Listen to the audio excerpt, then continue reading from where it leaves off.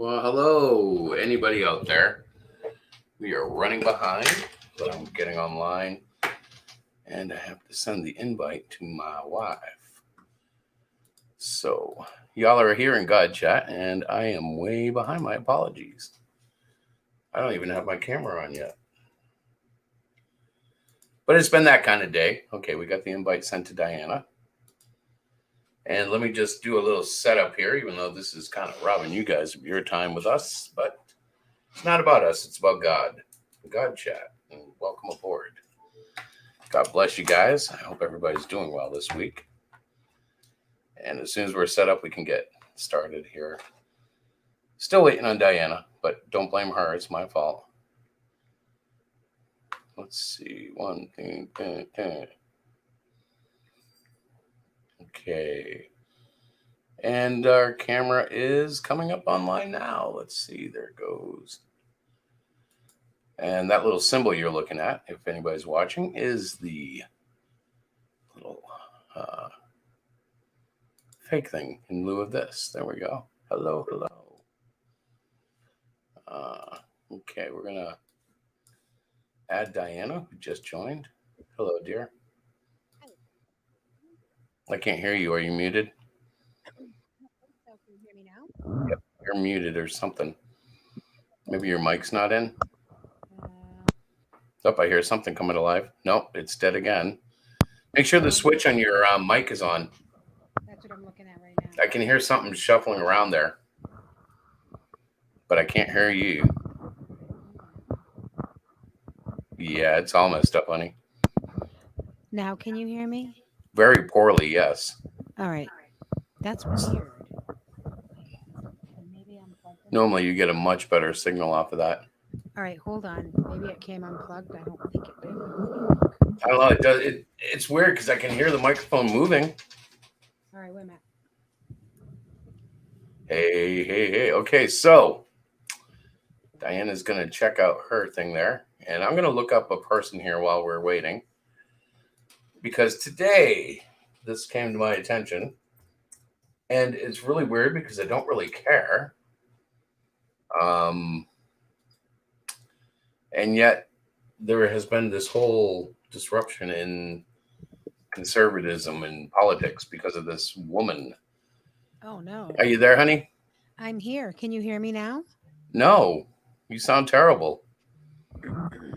Like I can hear you, but you sound like you're speaking in a tunnel. That's so weird. I just checked my my mic, the one that you gave me. Tap the top of it. Okay, I guess it is working. Okay. But it sounds terrible. I don't think you have it set up right or something. I don't know. You plugged it in. Talk to the people for a second. I'm coming down. All right, I'm talking to the people. Hey, people, how are you all? Welcome to God Chat. I don't know what's wrong with my but I'm a little low. How about now? If I talk really high, or is it my? All right, those are my headphones. That's so weird. Hey, King's Kid and Cross Comics, Rick. That's cool beans. My tech person has arrived on set. All right, hold on, guys. We're gonna just trade places.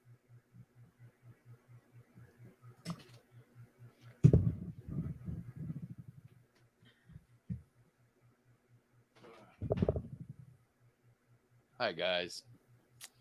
Let's see if we can fix this.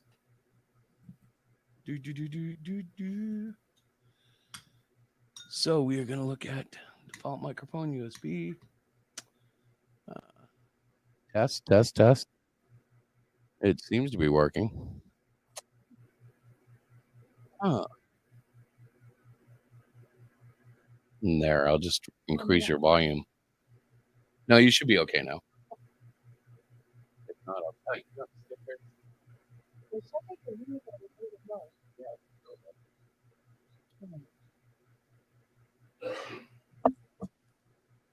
All right, we're going to test it out. Oops, Chris did something with something.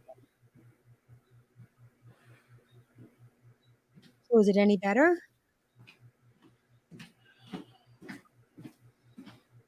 comes Kristen here.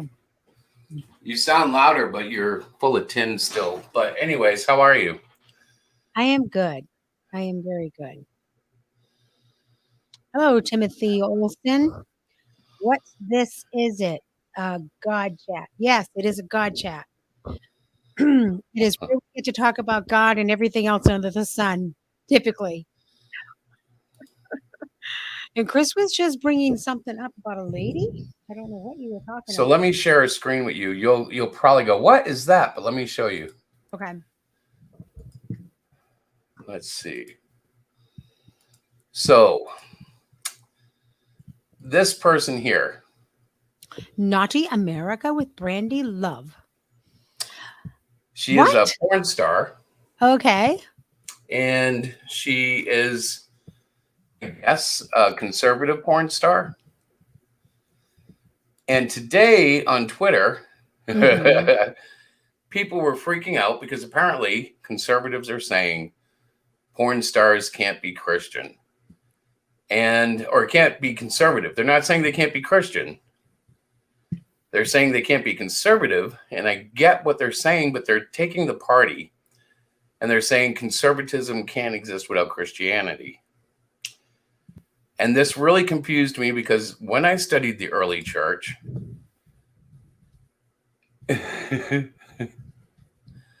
um, when I studied the early church, early Christians were actually advising not to get involved in the military and in Mhm. government. And when I say early, I mean the first 3 to 4 centuries of Christianity.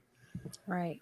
And this was out of the basic understanding that worldly service will put you in worldly situations.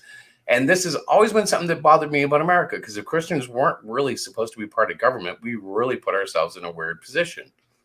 Now, there's nothing in the Bible that explicitly says, don't be part of government. But on the other hand, we're not of this world, we're it just drives me crazy because now we have it kind of flipped, where I always thought Christians should kind of back away from politics, even though that's exactly how America's run through citizen participation. Now they're kind of trying to push out people who don't believe in Jesus, that identify as conservatives, presumably Republicans. Weird. And it's a conflict because really, I'm like, it's politics. It's not your church. It's not even our religion. And frankly, you know how I feel about all that. Uh, the viewers may not, but I thought it was yeah, really, Timothy. I thought it was a worthy conversation to start because I get that you don't want to align yourselves with a porn star, Mhm. particularly if you're Christian. I understand that completely, Yep. but you're involved in a worldly government, and that's how it's going to work. I mean, people don't tend to, unless you want to separate the GOP, the Republican Party, Mhm. and make two parties, one that's staunchly Christian and one that allows anybody. You're going to run into a real problem, and dividing the party won't help anybody defeat the Democrats. But again, I'm going to call out to, if we're really following Jesus, do we really need to be that concerned with all this stuff? Because I'll be honest, I'm 52 years old. I've voted in every election I could, Mhm. and it hasn't mattered one way or another. This country has Right. gone further and further away from God every step. So is it worth, first of all, I wonder, is it worth our time to try to fight for the Republican Party when the Republican Party hasn't done anything to advance God, you know? Well, they're not going to. They're not. It's not a godly thing, right? I mean, it's But it not. should be. If you're going to serve the country, you should be godly. But Mhm. it hasn't been, and it hasn't been for a long, long time. Uh, so I'm not sure if fighting for the Republican Party is worth it. I'm not sure if that's what we should be doing collectively as Christians. Mhm. So give me some feedback. Well, I don't know. You asked me to do all this. I hate political conversations. I hate all of this kind of stuff. You know that. But this isn't a political conversation. Well, it is in This a is a sense. question of should Christians, number one, separate from the GOP? And number two, if they decide not to separate, should they be casting people out based on their religious beliefs? And I mean their own religious beliefs, because I don't know what the porn star politician believes. In her mind, she could be following Christ in some odd way. I don't understand it. It's not my place to judge her. Mm-hmm. And you're not going to respond at all.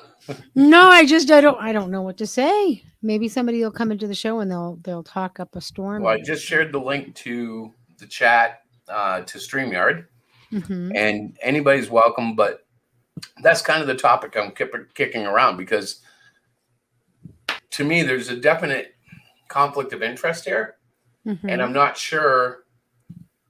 Well, I am sure how I feel about it, but I'm not sure how the country should respond. Like, my response is always weird. You can ask Diana. All my years, I'm always like kind of on the fringe edge of what normal should be. Right. Anita's in Facebook, by the way. I just wanted to let you know. Good evening, Anita. And maybe she may have something to say, because I honestly, like, it's such a hard question that you're asking. Well, and I think it's a very personal question. I don't think it's like a one answer for all. Do you? Yes. I think with Jesus, it's always one answer for all. It's just we have to kind of seek out that answer. To me, it seems pretty clear. The Christians, if they're like, for one thing, it bothers me that we're finally feeling convicted enough to tell porn stars not to participate when we had Donald Trump in office for the last 4 years. I mean, and they fully supported him. So it's kind of like, I don't understand. Maybe they learned a lesson. Maybe they're saying, well, Trump wasn't a man of God like we need. So I don't know what the logic is. All I know is that I saw these arguments about a porn star being conservative, and I thought to myself, okay, I can see the argument that she can't be Christian. I'm not sure how they're saying she can't be conservative, unless we're saying in order to be conservative, you must be Christian. But that would be a whole new rule to me. You know, that's a whole new position that I've never heard before. Right. Oh, look, Chris or Rick is backstage. There you go. There's going to answer your question. Well, he's Canadian, so I don't know if he has an opinion. I know politics and religion up there are a little bit more fierce, aren't they? Like they battle even harder up there. Yes and no. As a sort of an outsider, but not an outsider, we have our liberal parties, our conservative parties, which are basically your Republican and your Democrats, just under different names. Yep.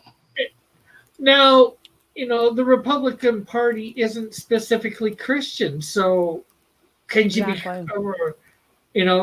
Republican? Yeah. If she holds the quote unquote values that the basic Republican Party holds, she's Republican, If you I want guess to what we got to ask ourselves is, does the Republican Party, at least in America, require belief in Christ? And if it does, that's fine. I'm all for that. Have a Christian party. Let's do it.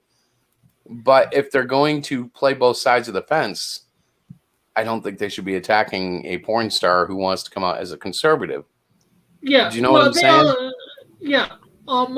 I would agree that most Christians are Republican, most likely down in the States. Right. But that doesn't necessarily make it a Christian party. You've got to say it's a Christian party before you can say, explicitly Christian. And I don't think there's anywhere ever been said that the Republican Party is No, it's been applied a lot, but I don't think it's ever been strictly Christian. They do hold a lot of Christian values, from what I know. Oh, certainly. Like they will take the side of the baby and abortion. They generally follow the Christian doctrines. The only problem you ever find with American Christians, in my opinion, is that they get trapped into going along with things that otherwise they wouldn't. For instance, a lot of Christians wouldn't get involved in the wars that we have. In fact, World War II, there were a lot of pacifists who were Christian who didn't want to get involved. So it's it's been a recurring issue. It's just how do we solve it? And I don't really have the answers. So I thought it would be a neat little topic for us to kick around tonight. Yeah. Well, the one thing is, Christians are always going to be involved in politics, no matter which way you look at it, because there's even politics in the church. Yeah. And there was politics in the church in the first century. You've seen it with Paul. Paul addressed it a lot, and I think the various writers of different things. Sure. Christ sort of addressed it. So, is it there? Yes.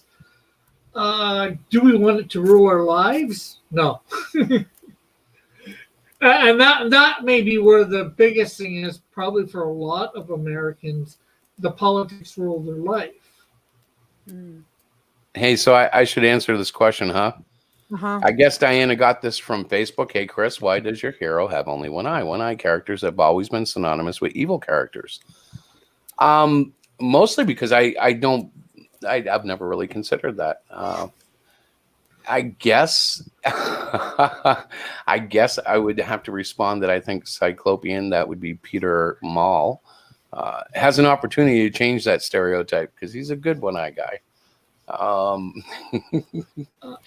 think they've been casted as evil so often because they're so bizarre. A one-eyed creature, the Cyclops, for instance. But to me, it's just, So does that mean there are children who are born with one eye because of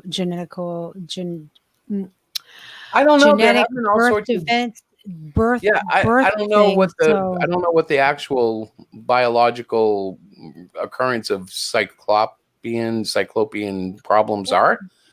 I would think if someone was born with one eye, it would probably be like they'd still have two eye sockets, but I don't know that. No, I've actually researched it for something, and it's a genetic deformity. It's something that happens. But so if we say that one-eyed whatever are evil, what about those beautiful little babies that are born? They're not evil, right?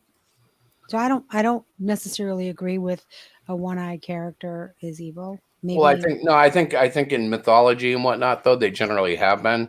And I guess that's a very fair question. It's just something I've never considered. So consider Cyclopean a stereotype breaker. There you go. I like that. We're always encouraging people to break the boundaries. So we're going to try to break them with Cyclopean, the one-eyed hero. What about Snake from the Escape series? Well, there's also what's his name? Nick Fury. He's a good guy. Yep, and he's got one eye. Yep. But I mean, in all fairness, I understand what they're saying. So yeah, it'll be exciting to try to break that stereotype. I never even thought of that before. Isn't that funny? Well, once you put the question up, I'm like, yeah, that is kind of true. But it's just going to make it all the more exciting. And I don't even have to break a stereotype like having a good vampire, or the ones I always hate are the demons that have gone good. I'm like, where are you getting this? I don't know of a single demon in the Bible that's ever turned around and repented and been good. I don't even think angels can. So it's a very weird thing, Well, we know in the Bible that angels cannot be forgiven. They cannot be redeemed. They don't have any redemption under Christ. Yeah. Now, could they possibly reject, Satan? It's possible. I can see him doing that. Like if let's thank God I'm not an angel that fell for this, but if you were a fallen angel that fell in the rebellion, you might be a little ticked off at Satan and say, "Hey, I'm done following you," but that would leave you as a nomad, Yeah. Actually, in my comics, I'm actually going to introduce that sort of thing. The unforgiven or something like that. I'm calling them. They're just rogues, They go do whatever they want. Some will fight for good, so to speak, but knowing that they can't be redeemed. Right. And some will just still. So Timothy asked an interesting question about Spawn being a character caught between heaven and hell. And I'm going to be honest. I don't put a lot of thought into the spirituality written in the Spawn because Todd McFarlane came out and said that he really doesn't believe in God. So to me, he writes a totally fictional spiritual thing. And I can kind of relate to that because Cluster Fudge is along that line of it's not really following any canonical belief. But in the end, you guys will see Cluster Fudge does follow along general guidelines. Cluster is a bad band, though. He's not a good man. And that's really coming out in issue 2. But enough about the comic. Diana. Yes, sir. Do you have anything you want to share or say? I love how you do that. The show desperately needs your influence. You know that, right? Well, no, it really doesn't, because you're the one that said that God Chat should kind of go whichever way it's supposed to lead. But it's hard when it always revolves around comics, and that's okay. This I isn't guess- about comics. We're talking about, Republicans. Republican, and I don't even, I don't know. Well, what do you think? Do you think they should mix religion with politics? Do you think it's something that needs to be examined? I don't think I don't think it's a blank statement like that. I think it's a very personal decision, just as I think politics are personal, just as I think that your religious beliefs are personal. I don't think it should be like, well, should they allow it or they shouldn't allow it, or should they do it or they shouldn't do it? I don't know. Don't ask me. I think that it is personal. For me personally, I do not like politics because I believe that most politicians always have an ulterior motive, in my personal experience and what I've read. So Yeah, in a lot of ways, and this is going to sound totally defeatist, but I'm just like, I just want to live my life, praise the Lord, try to love people, try to make my comics, try to have a good time in life. And the politics, it seems silly to get involved in them. And yet, if you don't get involved in them, the country, you already see what's happening. I mean, we've gotten worse. Every generation we get worse. But it got worse despite the fact that we were very heavily Christian for the first 200 years or so. We were very Christian. So that didn't prevent us from sliding down the slippery slope. So I don't know how we're going to stop it that way. And I kind of feel like we shouldn't. We should just kind of abide in faith and wait for it to come apart and see what God really has planned, Well, on that sort of, should we fight back, vote, how we feel right, maybe protest a little or whatever, possibly. But we also have to realize that eventually this world is, for lack of a better way of saying it, going to hell in a handbasket. Yeah.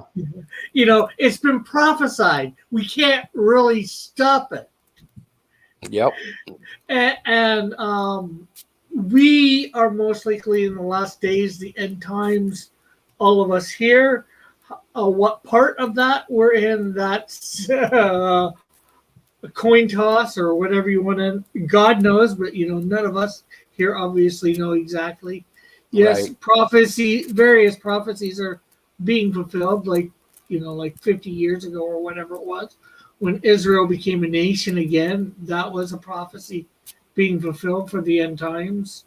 Yep. The world becoming, as it was in the days of Noah and Sodom and Gomorrah, So, those things, we're told that's going to happen. So. Hey, Diana, I see you must be talking with somebody, Javier.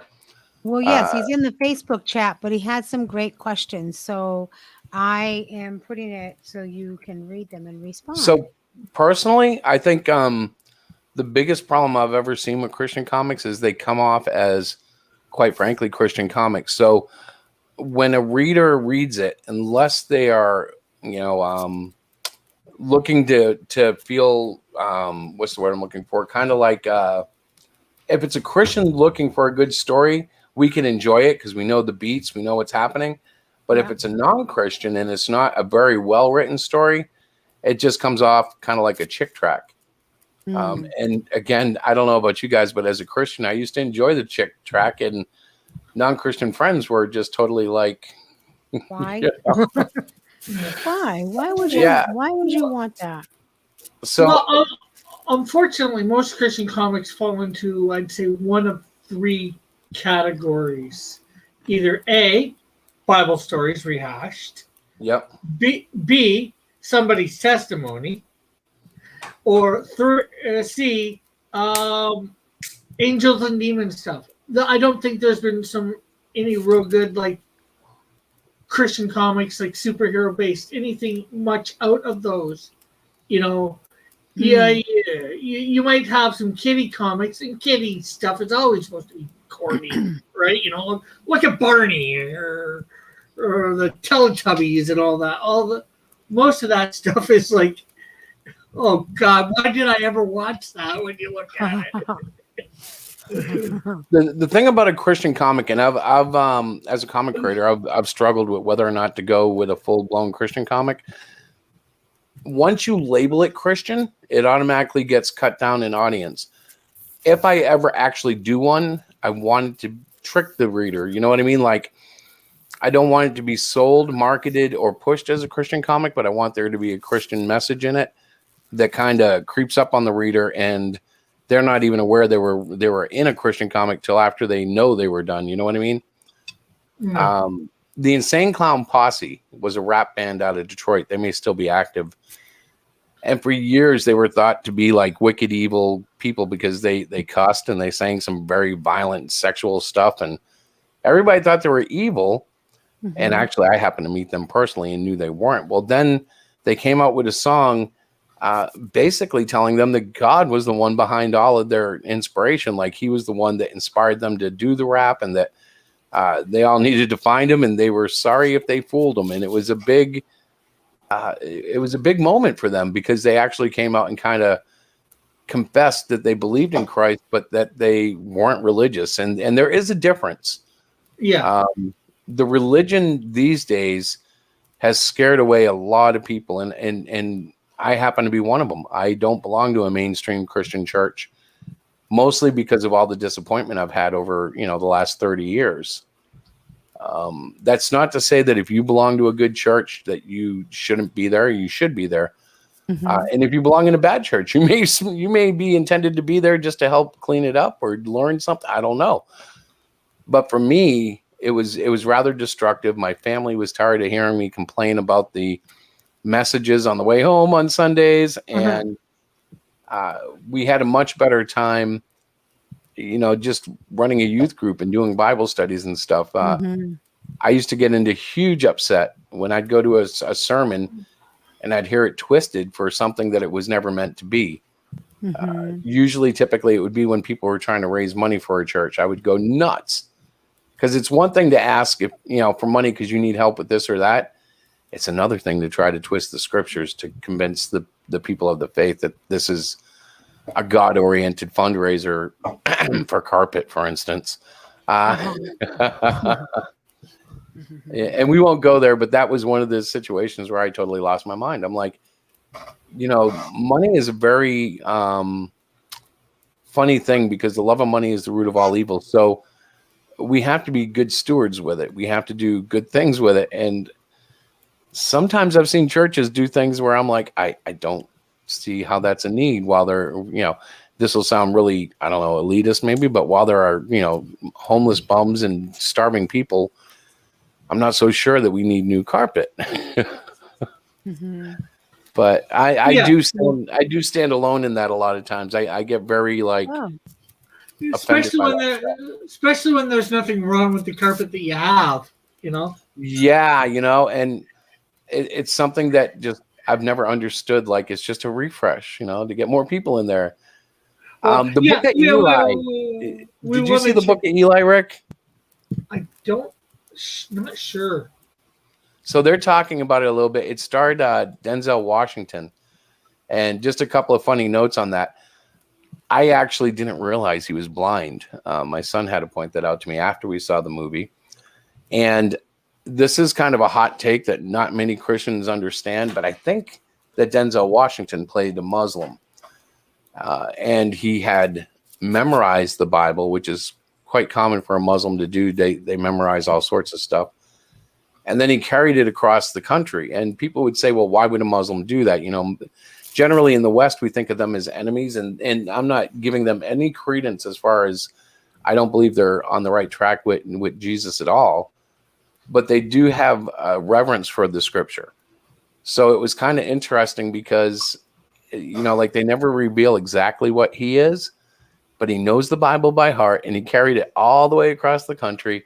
And then they buried him in a Muslim ceremony, which was weird. Like it was just, but it was interesting because that movie there was, it had some energy like The Passion of Christ, but it was a good example of what a Christian comic might want to look like, where it's in the story, but you're not really sure what it means. And you don't really get a clear picture till the end. Like they didn't hesitate to have graphic violence. They had sexually suggestive situations, and they had some cussing. And because all of that was in there, they were able to bring in scripture and a backbone story about saving the word.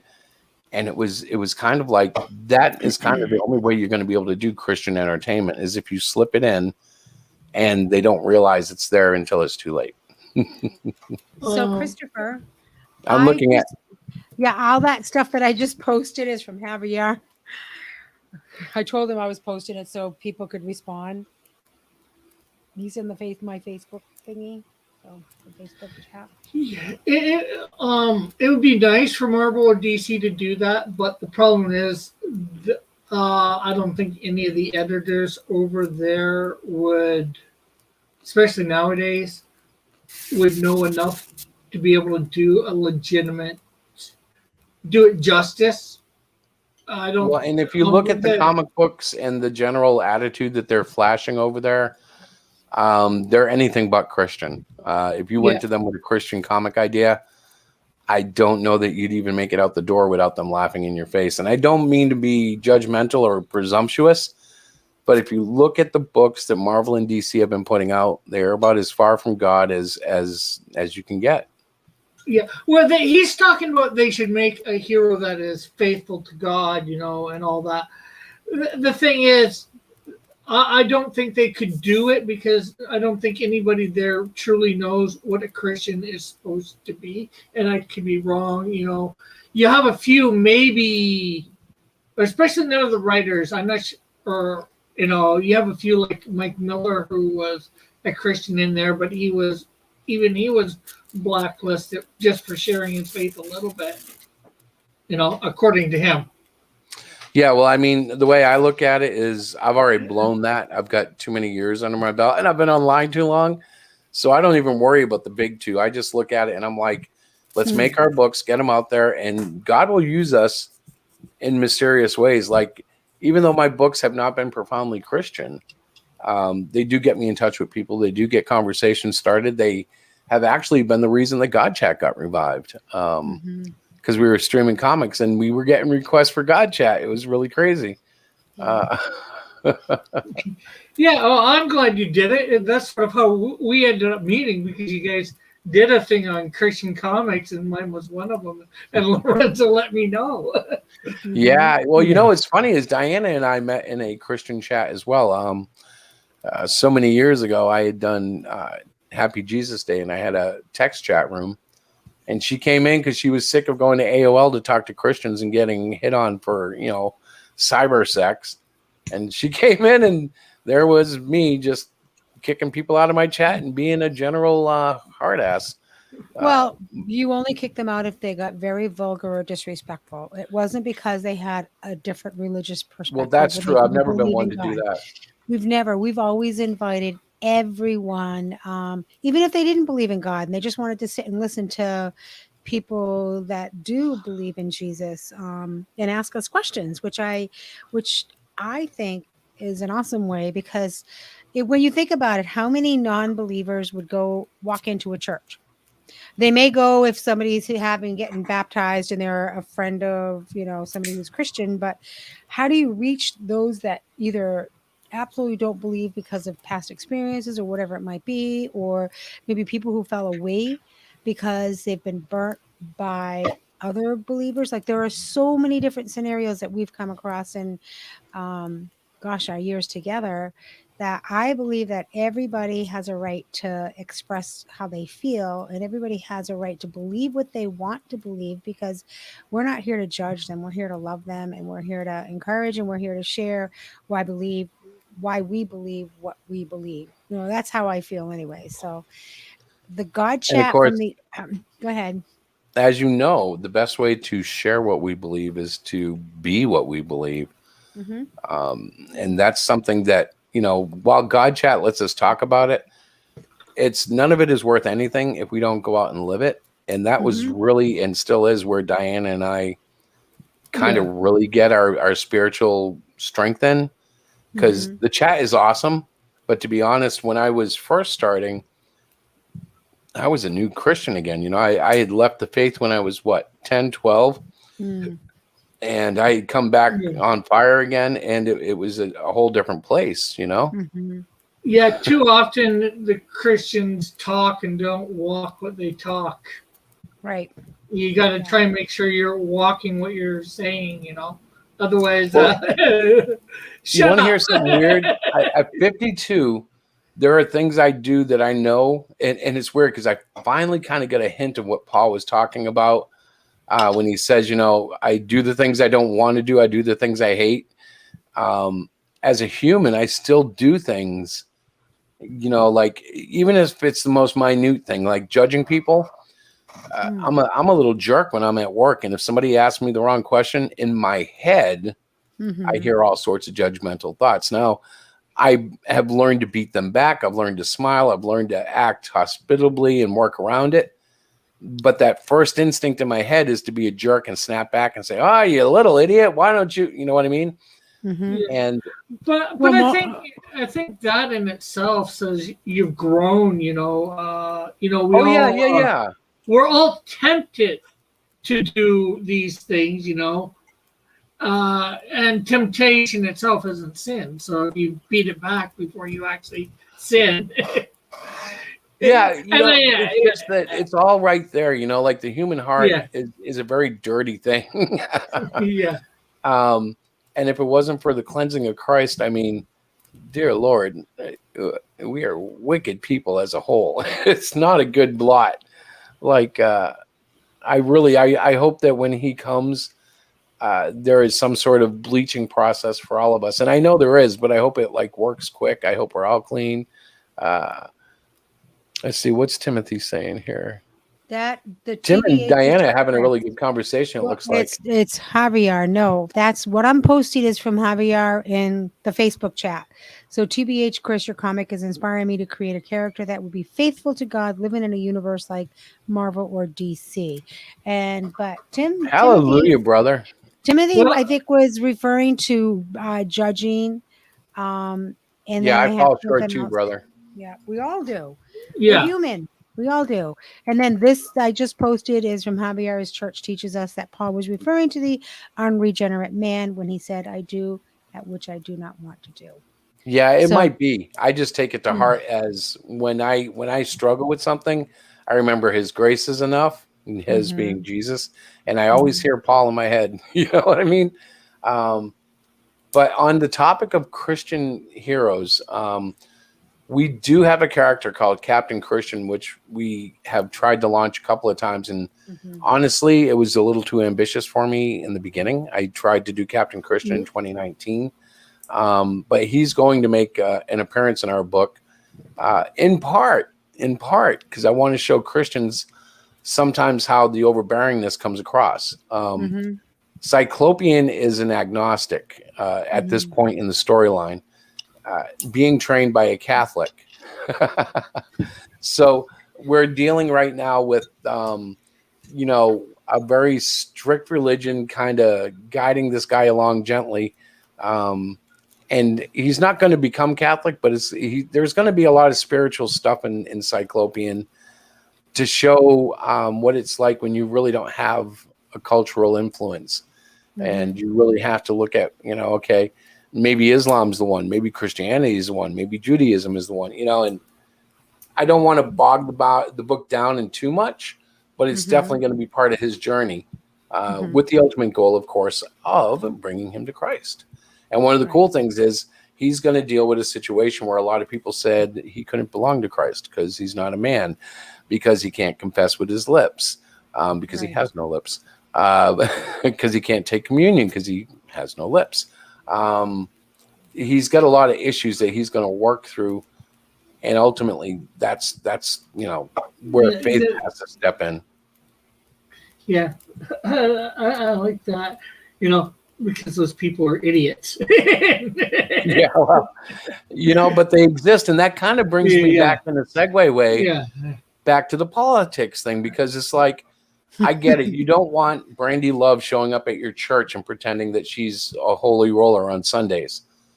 But you don't necessarily have to shun her away from the election voting box, because that political thing shouldn't be attached technically to your religious thing. Right. Technically, the government was set up, at least in America, as a secular, governing force, because they didn't want to end up like the King of England with the Church of England dictating things to the citizens.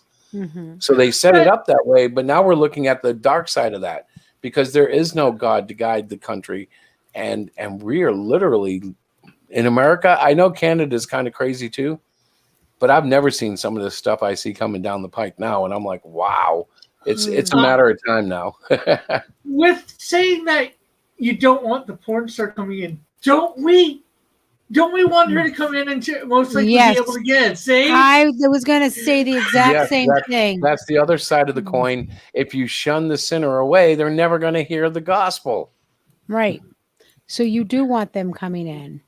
Well, what I'm saying, when I say that, okay, so I have a different vision of the church, and I think it's different than what we currently have today. Like, I think the first church was for gathering of believers, and it evolved into gathering for believers, but also kind of like a forum for unbelievers to come and learn about Christ. And that's good and great. But I think in my head, I always think when I say church, I'm thinking of fellow members, fellow believers. That's the way I should say. Yeah. So that was the context in which I was saying. But yeah, of course you want her to come in and get saved. I think what they're trying to avoid is being, related to her on any level. And I don't really understand that either, because she is still a beautiful child of God who deserves salvation, deserves forgiveness. And that's something that, of course, we always forget forgiveness, right? We cancel a person and never let them back. And, Christ was quite the opposite. He hung with people like that. That's right. That's right. He didn't shy them away. He invited them. Come on. He ministered to them. The classic line is, the doctor didn't come for the well, he came for the ill, Absolutely. Yeah.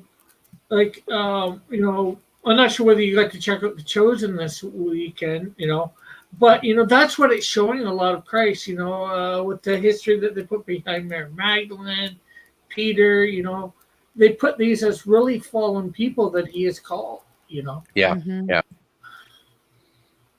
So I see, okay, wait a minute. Yay! King's Kid is here. Hi. I finally got my mic working. There you go. Welcome aboard. So that you know what? More than anything, God Chat has become a place for my therapy on Mondays. Yeah. Because I was literally so upset this afternoon. That's what it was. I knew there was something wrong with you. Oh, it was driving me crazy, Diana. I really, sometimes I need to just shut off Twitter, which I did today, because it was just getting under my skin. I was like, who are these people? Back, guys. You know what I mean? I was like, who are these people? Why aren't they thinking about what they're saying?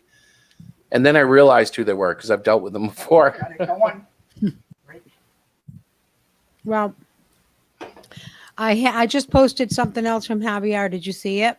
Let me go over and click. Bro, make a story of a martyr or a hero inspired by a martyr for Christ. Oh, you found it. Okay. Amen. And then we have Roman soldiers, a martyr of secrecy can make. Hi, Lorenzo. Yeah, it's true. Lorenzo's here. He is. God bless you. Hello, brother.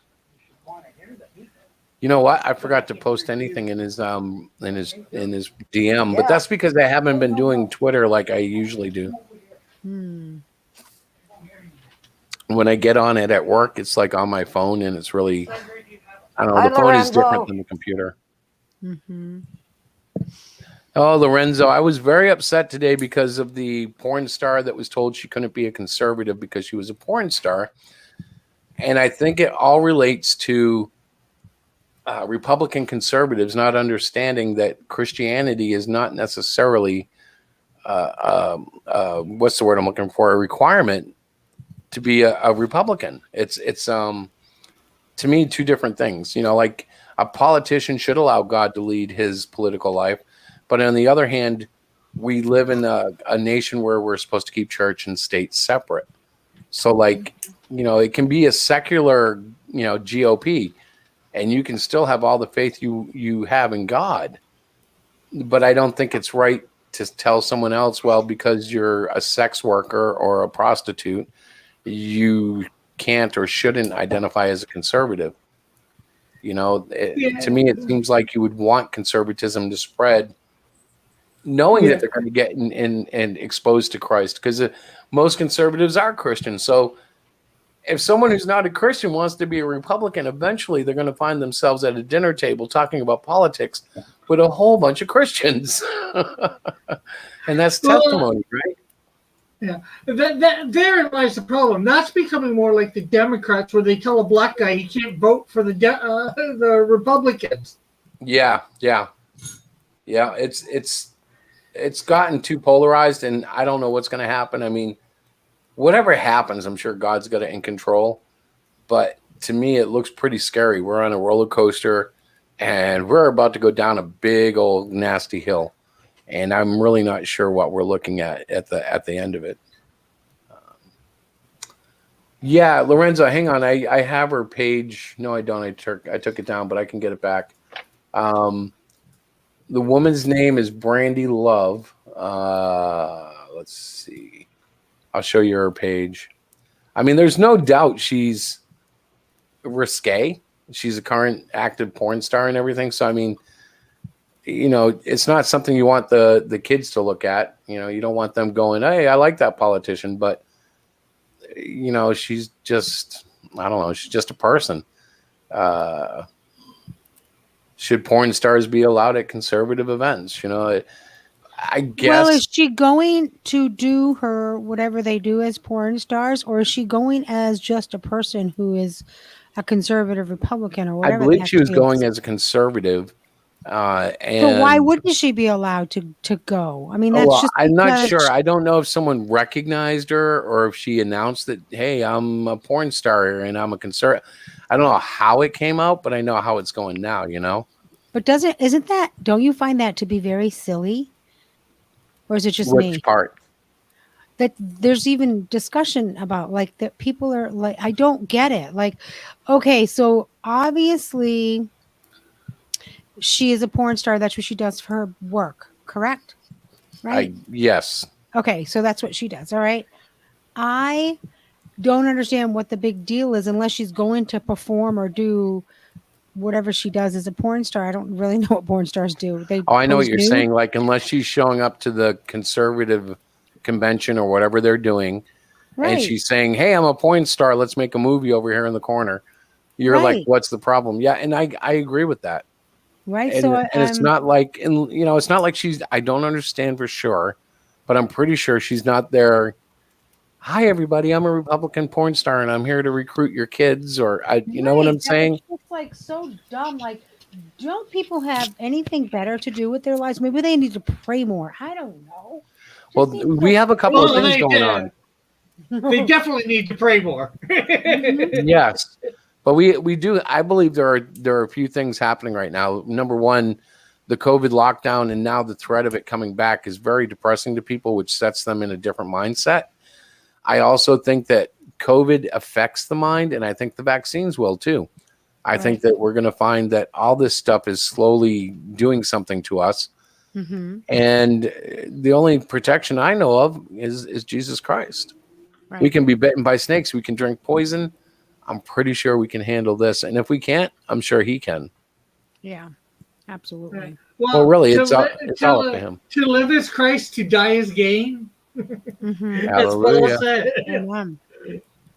Amen. to Yep. especially that. as Christians. So you know, if I end up when I die is when I die, and that's something I'm a bit I'm not sure what the right word is. You know, nobody's gonna go unless they kill themselves per se before God's time for them is. You know, Rick, can I just interrupt you for 1 second? oh Miss yeah, I was gonna Diana, say, did you hear Hello. what he just said? What? He's basically saying the same thing I Oh say. yeah, nobody's gonna go until their time Yeah. is ready. Well, yeah, we know this. Yeah, yeah. but every time I say Uh, it, people look at me like I'm crazy.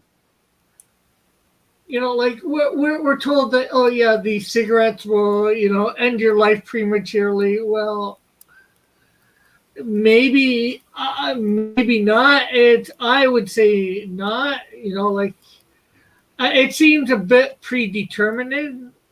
Mm-hmm. No, but I guess it's in the sense that God is outside of time. He knows what's going to happen or what He wants to happen. God can miraculously save your life. We've seen it happen to Paul in the Scripture more than once. We've heard of stories, even in modern days, of people skirting death because of God. Yep. You know, So if God don't want you to go, even sometimes people who are trying to commit suicide, He's skirted that so they can come to it.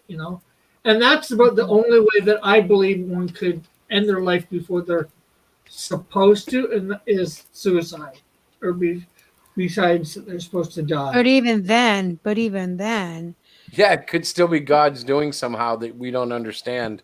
that Yeah, sounds crazy, but Of you course, know. if he already knows when that person's going to die, he knows how they're going to die. So if he knows someone's going to kill themselves, it's just what it is. You know what I mean? Like he knows how we're all going to die. I don't know, like particularly yeah, how I'm going to die, but he already knows. Mm-hmm. That's That's kind of true. cool. Stepping outside of time. The man is the plan. God is the seed. Amen to that. I'm kind of rambling a little bit. It's getting closer to bedtime. I know. Diana Okay. noted the other night that I seem to go to bed about 8 o'clock now. Yeah, but he's up at 3. He's up early. Like he's already had like a full day by the time I come moseying out of the bedroom. I'm like, oh, what time did you wake up today? Oh, 3. I had coffee, made myself breakfast about 4. I'm like, oh my God. Yeah, I get I, up and I I start drawing and I do a lot of praying while I draw in the morning. right. The one thing I need to get back to though is I'm not reading my scriptures like I used to, Mm-hmm. and I kind of miss that because it is definitely a peaceful thing. Yeah, it is. Let's see. Lorenzo says it's really confusing because I can identify with both the left and the right. But both sides end up doing things they complain about when the other side does it. Yeah, it's very hypocritical. yeah. Well, every human, as much as we hate to admit it, every human is hypocritical because we all do stuff that we tell others not to. But Right. there's a prime example that like just happened. He's right. The right is like, oh, cancel culture is everywhere. They're canceling our talk shows. They're canceling our stars. They're blah blah blah. And one porn star, and they're ready to throw her out and cancel her. Mm-hmm. So Well, it's are they very ready to cancel her? I'm not so sure whether it's they want to cancel her or just simply they're not trying to stop her from having a living. yeah, that's true. They just don't want her to come to their party. Oh, that's sad. Well, in a way, I guess I could understand because I know if we had a woman like that walking around us, my wife would be holding on to my arm. She's a very lovely lady. But maybe that's something that Well, we should all remember. I would Like, be talking to her, going, "So why do you have to do this? What is yeah, it?" that's true. You probably would try to I get her would. out of porn. Well, I would ask her about it. Like, why do you do this? I mean, yes, the human body is absolutely beautiful. Don't get me wrong. God created it. But why do you feel the need to do what There's you only do? one reason to do this stuff, honey, and we know why. It's the love I of don't money. know why. It's the Well, love yeah, of I money. guess it's very It's always going to come down to the money and how much money they're throwing at a woman to do that. And I'm sure it's very exciting and enticing at first, but it literally destroys their lives in ways that we can't understand as normal people. Because, like, I've seen interviews before where it's totally ruined their sex life. They can't make love because making love doesn't exist to them. It's a chore, you know. It's an act. It's their job. Yes, exactly. So they lose all that passion that belongs to the mate that the Lord had planned for them, you know? Right. That makes sense. It does make sense. It's just destructive to the soul.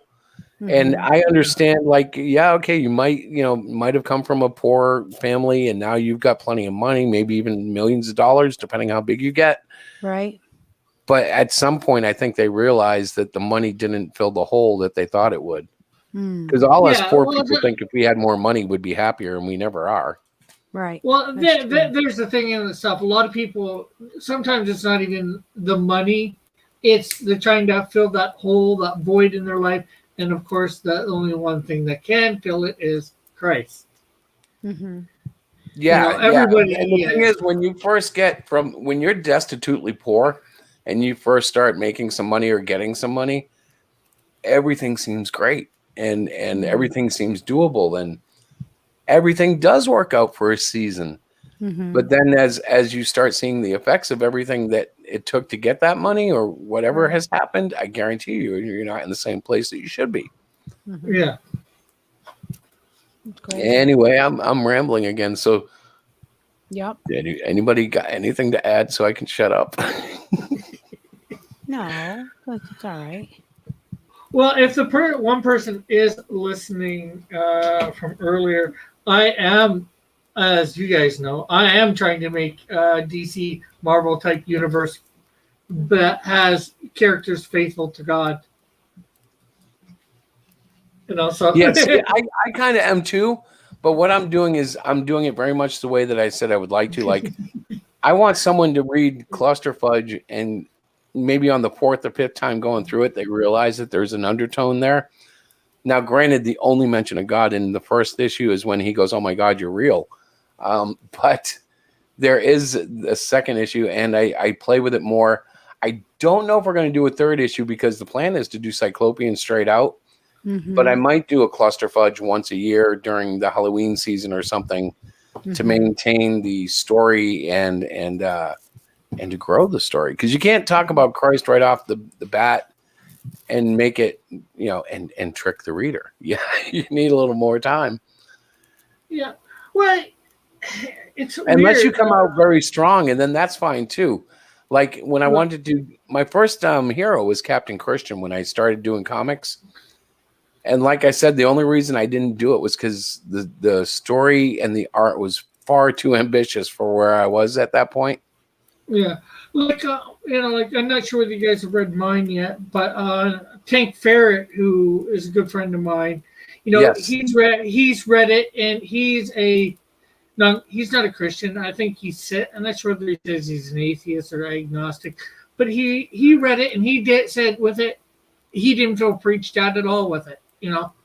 There's a lot of God. Then you got the gift, brother, because too often, you know what I mean.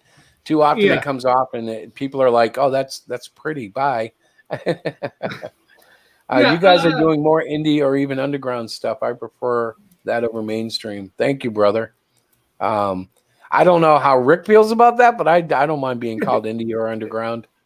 No. Right now I am indie. I'm independent, Yep. So. Yep. Although it's funny because we now have Hero Shack as an LLC. Am I saying that right, honey? LLC, I think it is. I don't think she's there, but yeah. So we just got official. You are correct. LLC. Yes. So it's weird. We're kind of like a real company now. So like when I go to this convention on the 29th, I'm going to be like, I'm here against the big boys. I have an official company. If they come over and do something mean to me, I can sue them as a company. Listen to you and do something mean to me. They're not going to do anything mean to you. Of course they are, because I'm fierce competition. They're going to see Cyclopean, and they're going to come over with like shaving cream and spray the booth, and try to get Cyclopean's eye shaved off. Somebody has delusions of grandeur. Oh, I am the Somebody. best for that one. So we have this Holy cow. constant joke in my marriage, and I believe this wholeheartedly, and I'll share it with you guys. And let me finish before you start freaking out. But our lives are like movies, and in my life, I am the star of my movie, and all of you are either co-stars or cameos or extras. Now, in the same way, Rick and your mom and Diana and Lorenzo and all of us, Timothy, we're all the stars of our own movies with supporting casts. And the reason I think like that is because in the end, when we're in the judgment chair, when we're standing before God and we're being shown everything we've ever done, that's the movie right there. And I won't have anybody to blame for anything because I'm the star, but I have a lot of supporting cast. And if I surround myself with a positive, God-loving supporting cast, odds are my movie's going to be better than if I surround myself with like thugs and, bad people, demons, stuff like that. This is true. Yeah. Well, you always laugh at me when I say it, but you're a star too, honey. Oh God, I know. She doesn't want I'm- to be a star. You know. But see, that's the miracle because in Jesus's eyes, we're all stars. Do you know what I mean? Each one of us, he loves us. Mm-hmm. Yeah, who plays Tim? I don't know. You play yourself. Yeah, you play Amen. yourself. There you go. You're the star, brother. This is And really think about it. Jesus is the director. actually, God is the producer. we're the stars of our own reality TV shows. Yeah, but Jesus is our director and the Father is the producer, or vice versa, because they're interchangeable like that. It's like if you really wanted to play with it, you can extend this little analogy way out there because he's got angels who are like stagehands, and God, somebody tell me to shut up. I'm just letting him ramble. I'm just letting him go because you know what? He just, I can't even. Well, the good thing is we don't often have a chance just to sit down and get into these kind of crazy God chats. And this is definitely one of them. I got to talk about the Star movie night. I should be played by Jodie Foster. Oh dear Lord. You're funny. No, Pete Actually, tells that me would be a pretty good match for you because you do kind of have a Jodie Foster look to you. I do. A little bit. Well, maybe I don't know. You're a little bit prettier than she was. Oh, that's just because you're my husband. Thank you. But I think the funniest thing is when Chris and I are having conversation, you guys, and he's like, "Well, honey, you know that I'm the star of my show, and you are my supporting actress, and we're talking about a serious topic. It's not like we're joking around. I'm like, I can't even deal with you. No, it's not like you're joking around. I'm always joking around. No, I don't know about that. I'm always smiling. I get in so much trouble at work because I'll just start laughing and tell everybody I don't care. Well, we want your opinion on this. I don't care. Whatever you guys want to do. I do not care. You guys tell me. It's just like dinner. When you ask me what I want for dinner and I say I don't care. I know. Just whatever you feed me is good. I don't care. I'm going to deal with it no matter what it is. No, And, you're right. And I'm going to do that because the Lord said just deal with it. You're right. You're absolutely right. And when I say that, I don't mean like he literally texted me or called me and said deal with it. Your motivation is to praise God. Praise the Father. Your motivation is to be you. Him is so funny. He's like, okay, so what's my motivation? I want to be Seth Rogen is me. He's got the whole thing planned out. I love it. It's so it's funny because I think if I was to have a real movie made after me, do you remember the guy who played Claw in Black Panther? He ended up getting killed by bad Black Panther. Yeah. He was the Irish guy stealing vibranium. Yeah. Okay.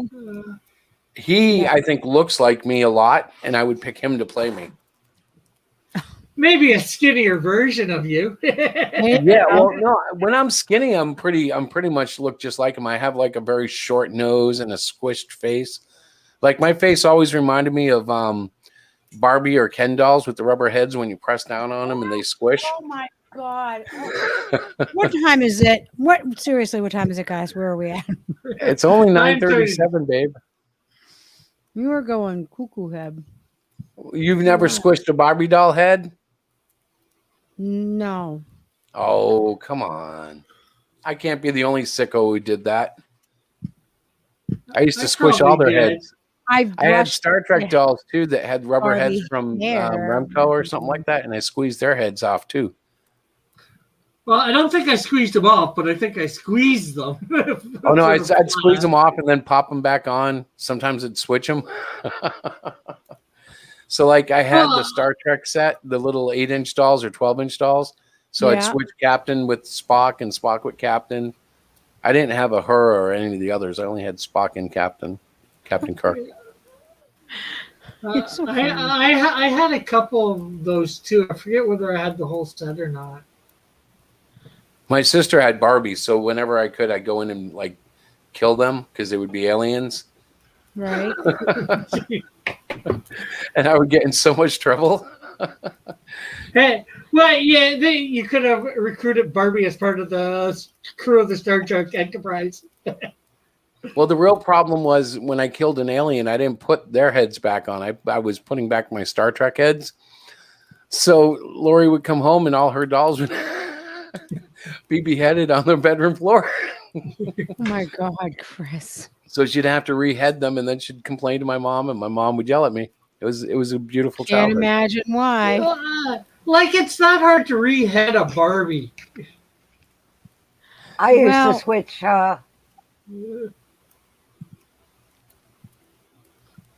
You used to switch what, Mother? heads on my Barbie and my Skipper.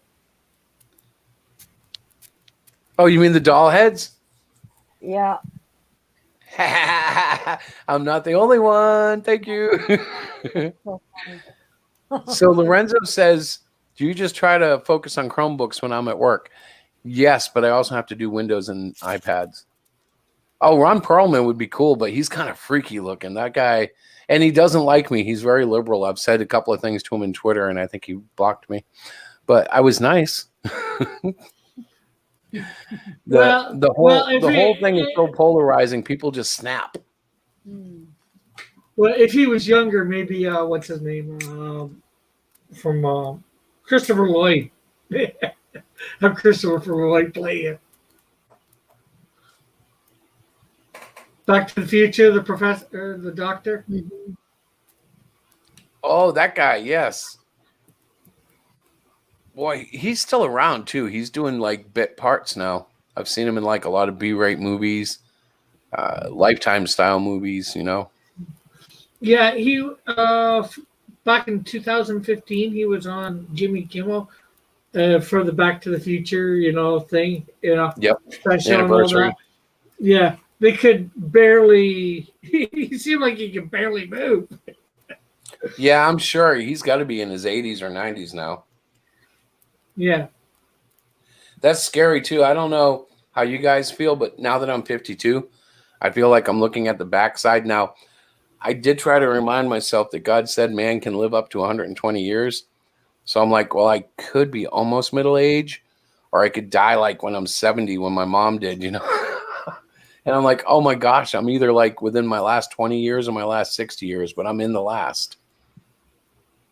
Like I'm on You're the other always if you go with that, you're always at the last something, right?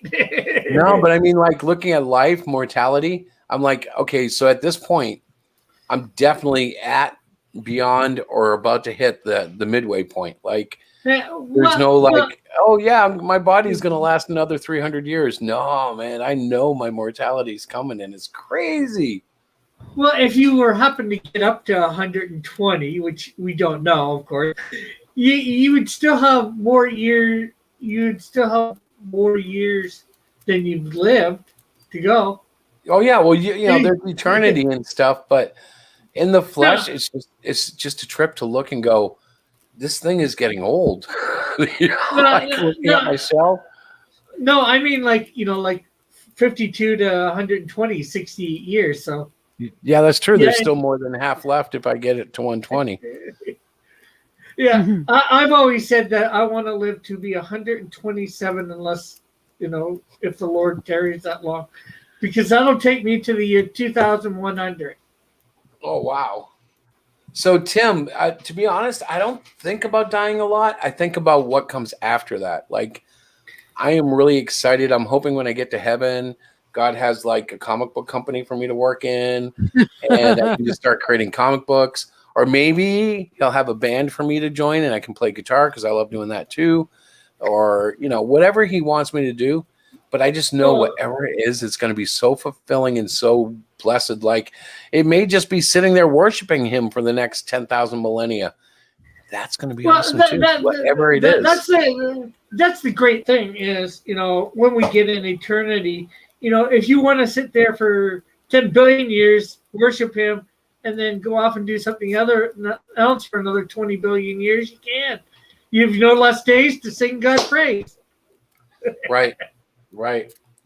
And it's Oh. like a beautiful thing to realize, but it's also scary in the sense that our flesh always has that hesitation. Like I fully believe I'm going to heaven. I'm not going to die until Jesus says it's time. But if you were to point a gun at me, I'm going to duck. You know what I mean? Like it's instinctive. I still don't have that like faith to walk against a hail of bullets or anything like that. But I'm excited. You don't exactly tempt fate. Exactly.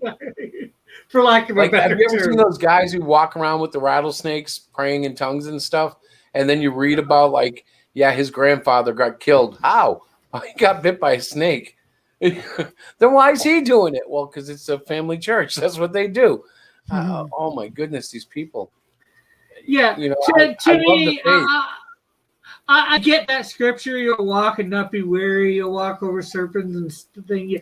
Yeah, I think that means more in the fact of not testing God or however you would like to put it. I'm not sure whether I'd say don't test God. Don't. Yeah. I'm not sure whether you call that not testing God, but Well, the funny thing is, I can tell you there have been several times in my life where I should have been DEAD. I should have died one way or another, and I kept surviving, and I never understood it, but I do now because all those times he made sure I made it because it wasn't my time. Mm-hmm. You hear about people who survive amazing accidents or something that they should have killed them and they just went right through it like a trooper. Like you said, Rick, it's because it wasn't their time. It just was not their time. And then you hear other people, he was 25 years old, a great athlete, totally physically healthy, and he died of a heart attack. What? Well, it's because it was his time, and God has a finger on all of us in that sense. Mm-hmm. Yeah. That's true. I just think I'm going to go quiet for a minute and see what anybody else says. Well, you've been talking the whole night. And I know, I'm crazy. I know. No, you haven't been talking the whole night. There's a few times that I did a whole night drop too. So between me and Chris, we've been talking most of the night. That's right. You guys can carry this whole conversation. I love it. Well, Diana, What, honey? do you pray for the president? I do. Oh, good. I didn't know if you would even answer that. Of course. Yeah, it's crazy. Just to give you my thoughts, I think Joe Biden is totally lost right now. And I think that Kamala Harris is so bad that nobody wants to take Joe out of office. So we are in for a long 3 more years. And then we'll probably get 2 very good candidates from both sides because I don't think Trump is going to run again. And I don't know that Biden will run again. It's probably going to have to be 2 superstars. Well, Biden won't be able to run again. Yeah, well, I'm not so sure they back him up. If they put a little pole in the back of his suit and give him a little Speedo shot or something, I don't know how he's doing it. Weekend at Bernie's. Yeah.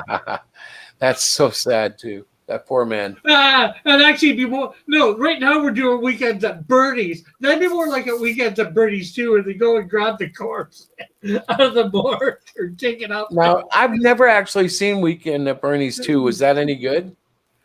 it wasn't too bad. Not as good as the first one, you know. Yeah, once you get the gimmick out.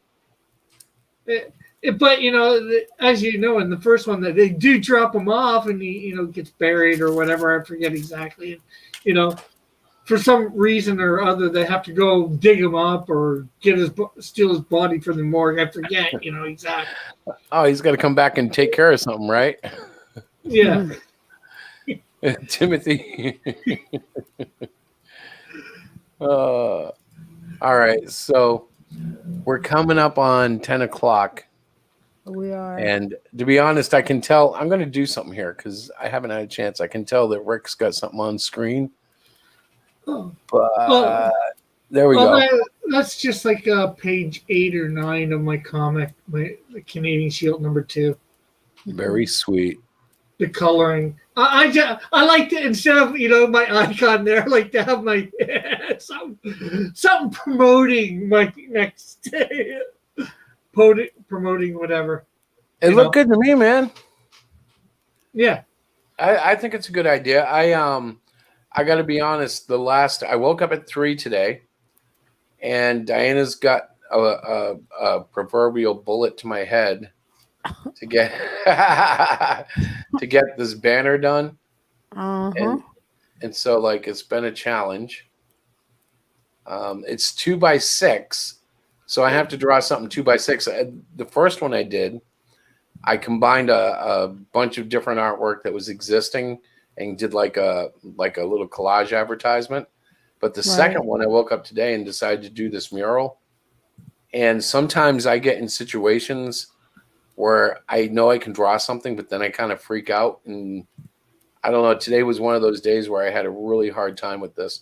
I'll bring it up. I want to show you guys real quick, but I have to share it over to my computer. There it goes. Poor Diana has had to look at this several times. All right, I want Sounds like my mom. I make her look at like 90% of things I do. Yeah, it's like, no, you gotta it look. bugs me every 5 minutes. Not quite every 5 minutes. Once every day or every other day, it seems. There you go. That's good though. Well, there's not many people here to hear this. I am actually remastering the first Canadian Shield, recoloring it and all that. So I'm getting her to look at the old one and the new, see whether she likes what I've done and all that for a lot of the pages. Now, I have a question for you. Does she have any issues recognizing the artwork before it's colored? Because I know I have a hard time sharing with Diana sometimes because she looks for the coloring. You know what I mean? And if it's in black and white, she doesn't quite see what I'm saying yet. Yeah, well, it's not in black and white. What I'm showing her, it's color like not like I said. I'm not sure whether you guys have read mine, but Yeah. Yes. I had somebody else do the coloring for the first one, and it's all right. I like it, but I'm going over it and redoing the whole coloring. So I'm showing her the old coloring versus the new coloring. Right. Seeing what she thinks, whether if she thinks it more dynamic or however you want to say it. Aha. So there's banner 1. And this is just going to run down one side of the thing. We have a hero shack for across the top. And I don't know if I can make it much bigger. Let's see.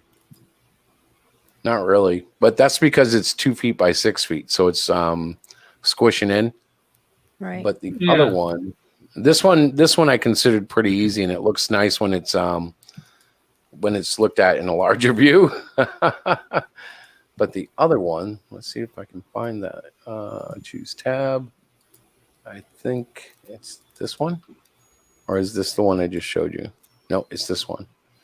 This is the one I got up at 3 a.m. and started drawing, and I'm not happy with it yet. I'm still playing with the colors, but this is I like it so far. Thank you. It's been a labor of love. Quite good. Just make it smaller. Here we go. All right, so see the little. There's a little place. Yeah.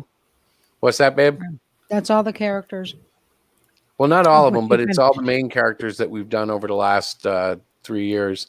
Mhm. There's the octopus on the H, the werewolf from Last of the Reapers, Forevertron, Kid Cyclopean.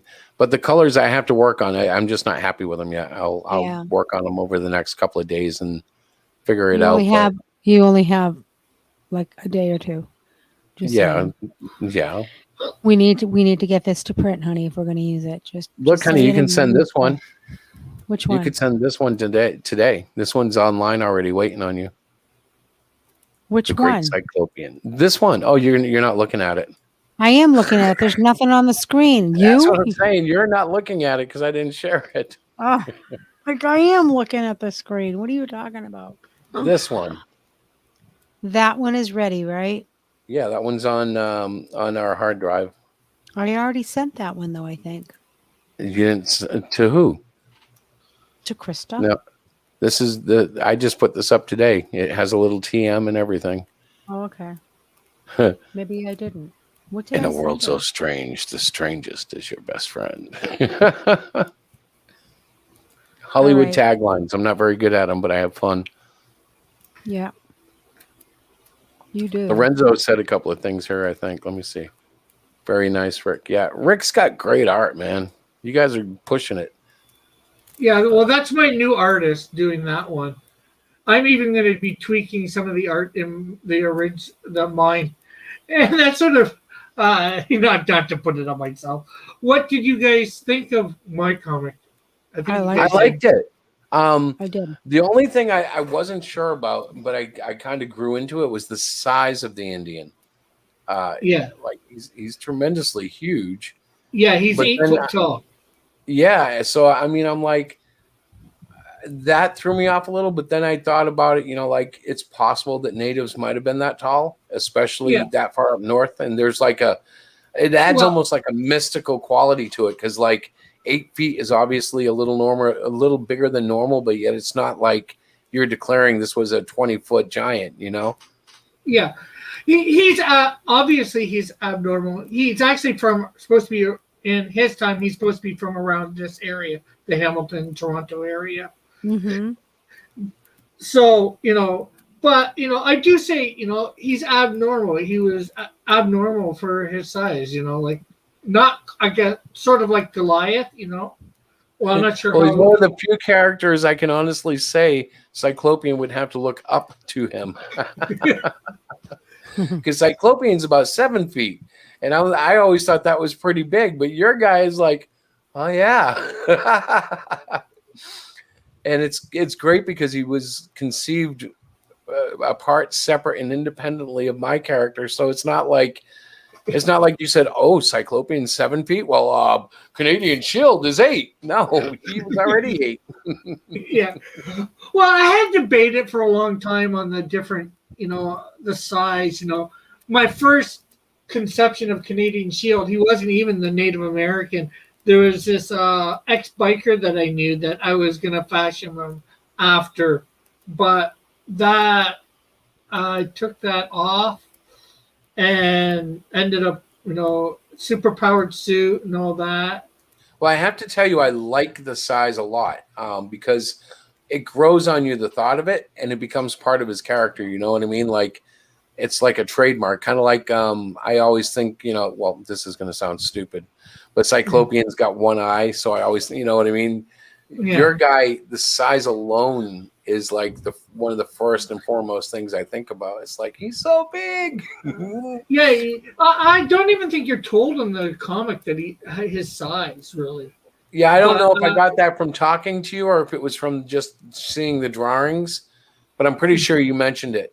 And I've mentioned it before. notion. So. Yeah, but it fits. He certainly looks 8 feet tall. Well, that's good. But yeah, the thing about comics is you've got it, man. You can write them, you can draw them, you can hire people if you need to. But I love the kind of work that you're doing, because it's the kind of work I'm doing. Like we're both in the same boat.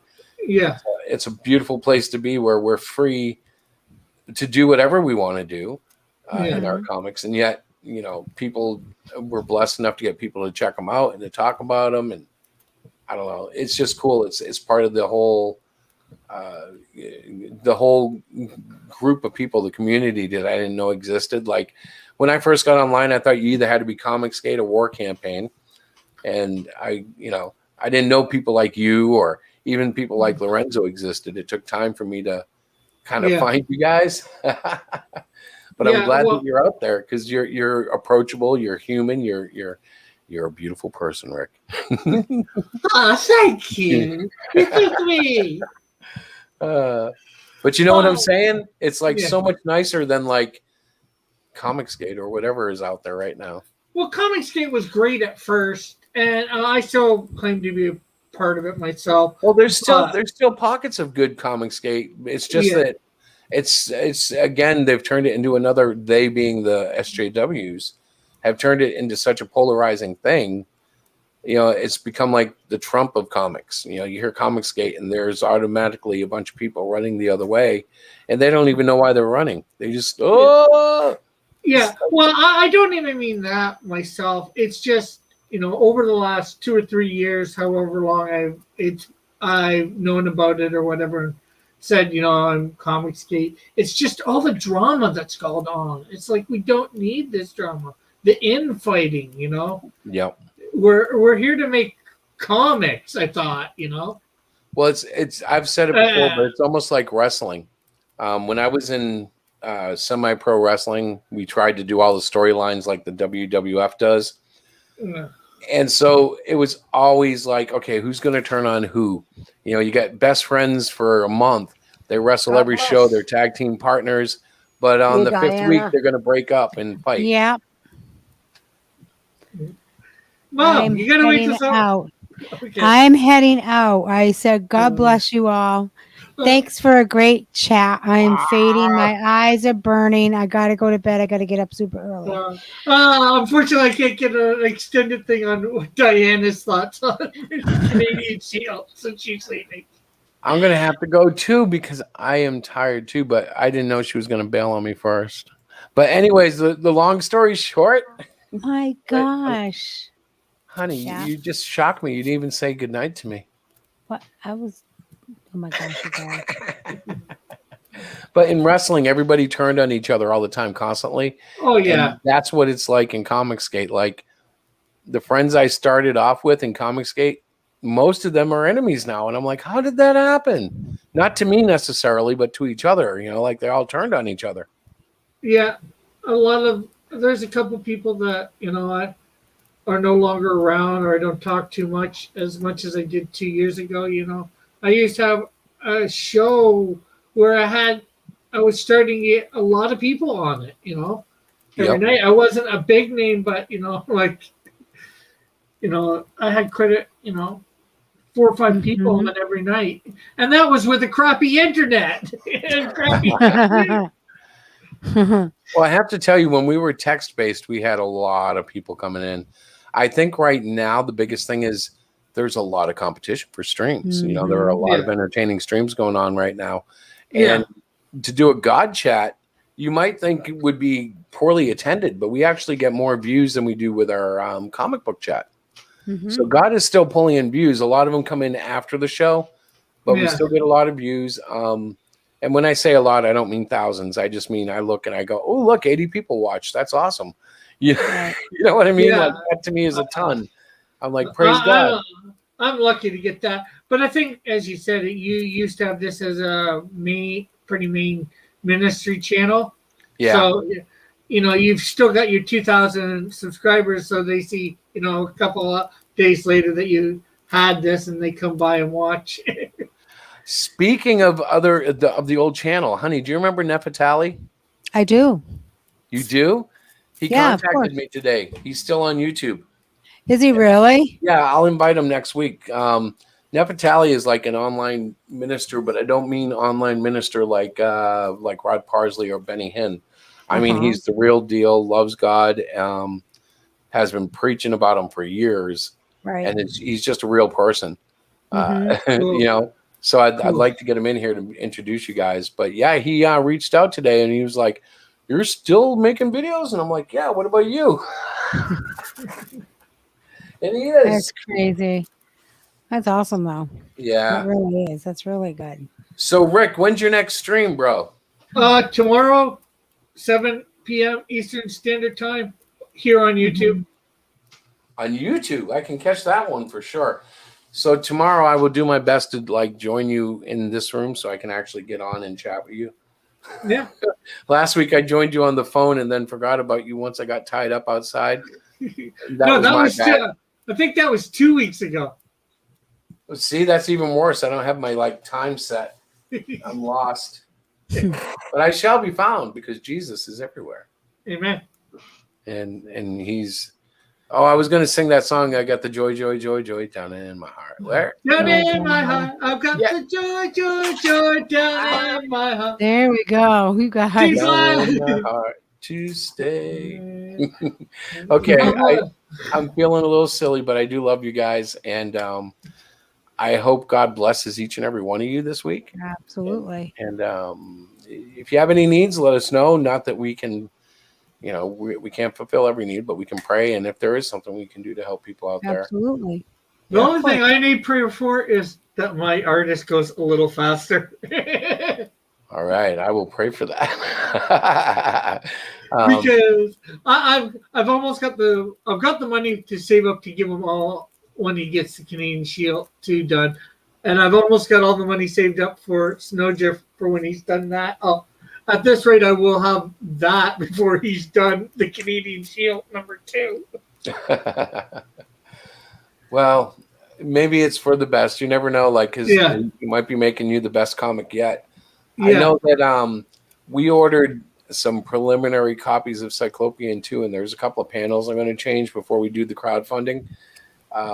So the point there is that I know rushing can sometimes screw things up, and I wasn't intentionally rushing, but I could have taken more time with the second book, and I looked and I went, I got to fix that. So maybe he's just taking his time and you're getting the best possible. I don't know. I pray for you. Yeah.